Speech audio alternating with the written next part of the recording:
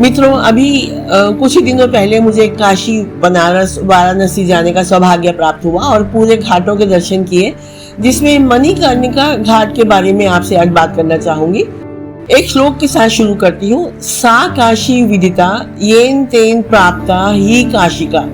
यह श्लोक काशी वाराणसी की आध्यात्मिक एवं बौद्धिक महिमा का अत्यंत गूढ़ रूप में वर्णन करता है। श्लोक का भावार्थ है, काशी इसलिए काशी कहलाती है क्योंकि वह स्वयं प्रकाशमान काशती है। वह ज्ञान व प्रकाश और आत्मबोध की नगरी है। बनारस के 84 घाटों में दाह संस्कार के लिए प्रसिद्ध 2 ही मुख्य घाट हैं, मणिकर्णिका घाट और हरिश्चंद्र घाट। मणिकर्णिका घाट को मोक्षदायिनी घाट भी कहा जाता है और इस घाट के बारे में मान्यता है कि मोक्ष का द्वार यहीं से खुलता है। मणिकर्णिका घाट के बारे में स्कंद पुराण के काशी खंड से एक श्लोक आपको और बताना चाहूंगी। मणिकर्णिया विमुक्ति स्यात् काशी क्षेत्रे विशेषता शिवस्य करुणा पात्र त देशा नामामह्यम।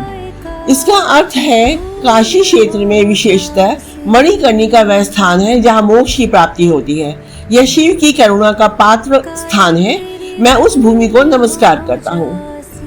मित्रों, मणिकर्णिका घाट पर दिन और रात में मिलकर 30 से 40 हजार तक के दाह संस्कार किए जाते हैं और चिता की अग्नि देखने को मिलती है।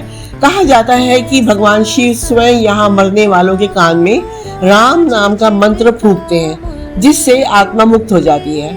यहाँ का माहौल शिवमय माना जाता है। यह घाट महाशमशान के रूप में भी प्रसिद्ध है और महाकाल रूप में भगवान शिव यहाँ के रक्षक माने जाते हैं।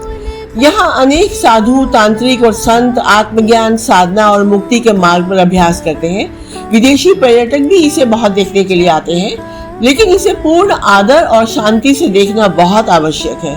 अक्सर हम लोग शमशान घाट पर जाकर जीवन की क्षणभंगुरता को समझते हैं और मोह माया से थोड़ा अलगाव महसूस करते हैं। इसके विपरीत मणिकर्णिका घाट का ये स्थान जो है, मृत्यु की सच्चाई को साक्षात्कार कराता है। आप एक गहन शून्य में पहुंच जाते हैं, जहां पर जीवन, मोह माया के अर्थों को आप समझने के लिए मजबूर हो जाते हैं। चलते चलते यह भी बताना चाहूंगी कि मणिकर्णिका नाम की उत्पत्ति एक पौराणिक कथा से हुई है।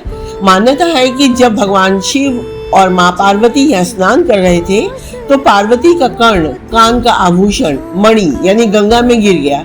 उसे खोजते हुए शिव ने यह स्थान बनाया और इसी से इसका नाम मणिकर्णिका पड़ा। मित्रों, इस घाट के बारे में जिस तरह की आध्यात्मिक अनुभूति, जीवन की सच्चाई और यथार्थता का अनुभव आप करना चाहते हैं, कर सकते हैं, वो सिर्फ वहीं जाकर ही हो सकता है। आप अवश्य बनारस जाएं और इस अनुभव को प्राप्त करें, जिससे मोक्ष की तरफ हम आगे बढ़ पाएंगे।